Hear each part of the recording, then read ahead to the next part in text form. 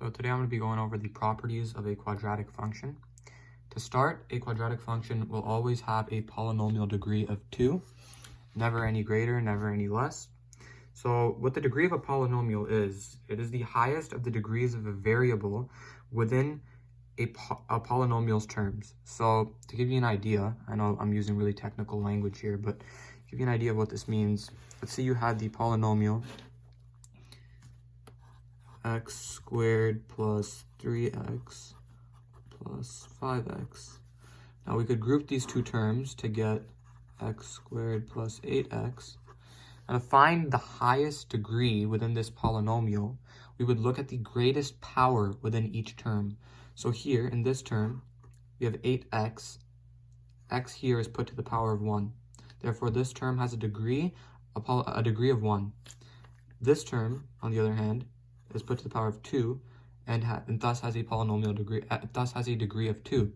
Now, if we look at the polynomial itself, the highest degree within this polynomial for a term is x squared, which means that the polynomial degree for this polynomial is 2, thus making it a quadratic function.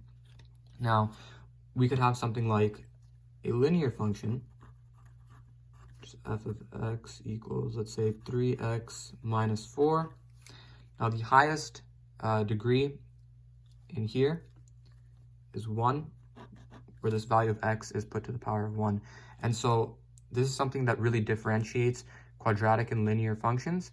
A linear function will always have a polynomial degree of 1, and a quadratic function will always have a polynomial degree of 2. All right, so moving on to other properties. So the graph of a quadratic function is always a parabola, okay? Now, to give you an idea of this, I'm going to show you.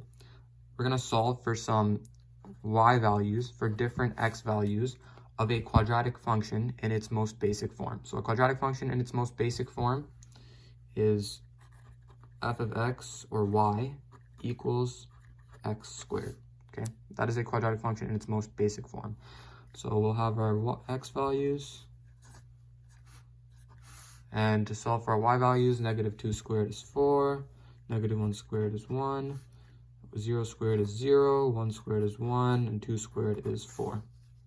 So these are our y values, and if we were to plot them on this Cartesian plane over here, negative 2, 4, negative 1, 1, 0, 0, 1, 1, and 2, 4. If we were to draw a line through them, we would get something that looks like this, which is a parabola.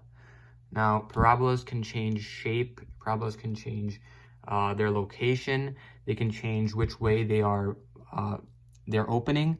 However, that all depends on the equation of the quadratic function, but I will address these changes or these transformations to a quadratic function in a later video. But for now, all you need to know is that a quadratic function will always graph a parabola. And now, our third major property is that the second differences of a quadratic function are always equal. Now, to give you an idea of what this means, let's say we had a linear function, right? So the first differences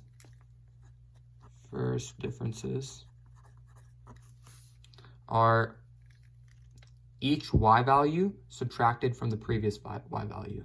So those are our first differences. It's essentially the difference between each successive and each predecessor y value for each successive and each predecessor x value.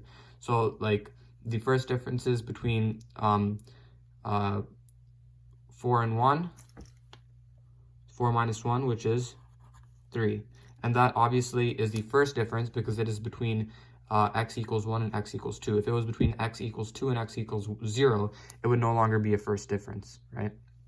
So 4 minus 1 is 3, 1 minus 0 is 1, 0 minus 1 is negative 1, and 1 minus 4 is negative 3. So those are our first differences of our quadratic function, okay? Now our second differences are the differences between our first differences. And now again, it's just some simple math. So 3 minus 1 is 2. 1 minus negative 1. Keep in mind the negative is going to become positive. So 1 minus negative 1 is 1 plus 1, which is 2.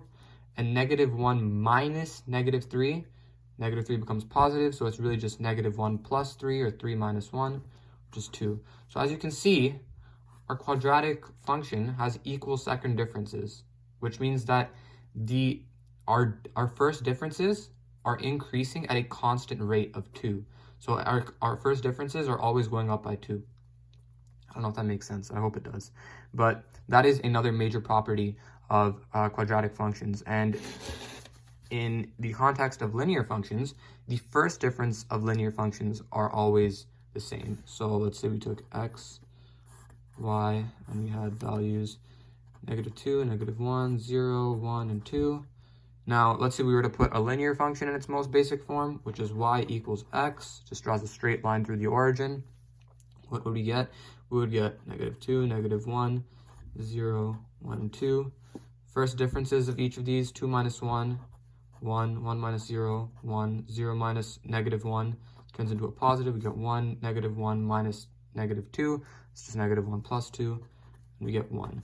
So with each increasing, back to this, with each increasing polynomial degree, the next iteration of differences becomes equal.